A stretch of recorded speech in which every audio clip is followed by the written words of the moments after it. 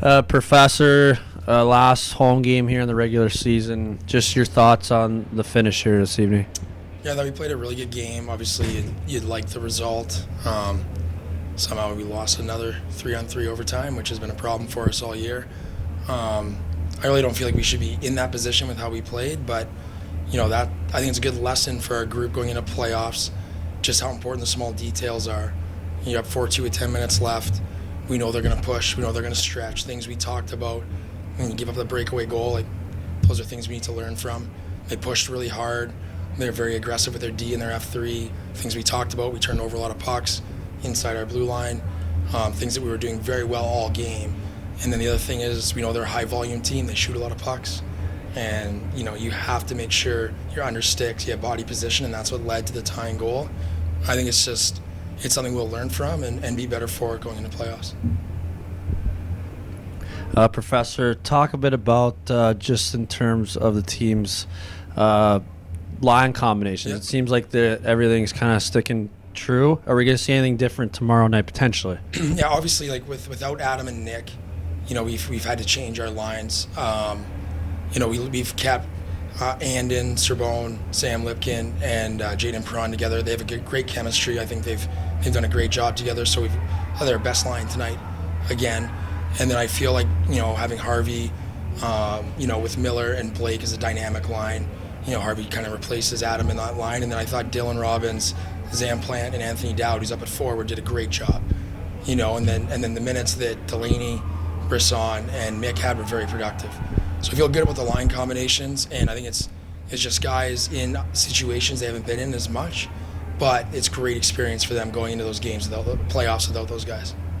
Professor, lastly for me at least, talk about tomorrow night. It literally comes down to first spot of the Eastern Conference, so playing all the way to the finishes. What do you want to see your team do tomorrow night? No, I think more of what we did tonight, honestly, which is what we've done the last 25 games. We play very good hockey, and whether the results will be what they'll be, right? It's a consistency in how we play, and that's what I like right now. And I think that Muskegon, no matter who's in or out of their lineup, they play a challenging game, and it's always a good hockey game. Yeah, and a couple of questions, one pertaining to tomorrow night. I mean, it might be kind of touching base with what was just asked, but final game of the regular season, what's the focus? Yeah, I think just continue to do what we do. The only thing I would say is try to up our intensity, play more of a playoff style game. The one thing about having the bye is you have teams that will be playoff tested, right? They're playing the best of 3 series in the middle of the week. They're going to be ready to go. So I feel like this is our last opportunity before next Saturday to up our intensity to that playoff level. And you do have that first round bye. What do you do with your team? How do you prepare them with those days off while other teams are still competing in that first round? Yeah, usually we play on a Friday, right? We moves to a Saturday. Our guys will get a little bit of time off, but our practices will be intense, which will replicate, in my opinion, what the other teams are experiencing. But at the same time, trying to balance the rest that we need to give us an advantage going into round 2. And then you'll be beginning the playoffs without Nick Moldenhauer and Adam Fantilli, who are playing for Canada and the Worlds. Is it next man up mentality, or how do you kind of readjust your game plan from what you've been used to most of the season? Well, obviously they're extremely talented players. They're a huge part of our team. I think nothing really changes for us. Guys might be in different roles, but really it's not.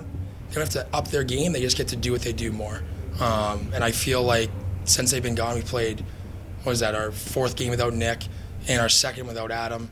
I feel like we've done a really good job, and we get to watch them tomorrow, and hopefully they do a good job for Canada.